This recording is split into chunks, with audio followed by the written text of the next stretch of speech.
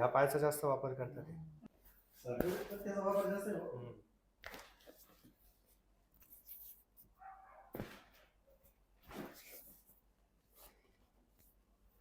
ठीक आहे.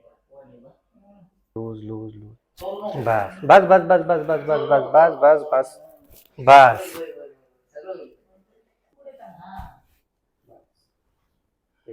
हाताला खूप त्रास होत होता, म्हणजे असं सरळ व्हायला कळ लागायची.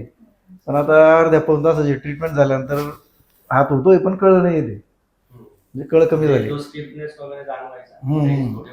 पेन कमी झाला आणि हालचालमध्ये थोडा फरक पडलेला आहे. बरं वाटायला लागलं, थोडं फ्री वाटतंय जरा.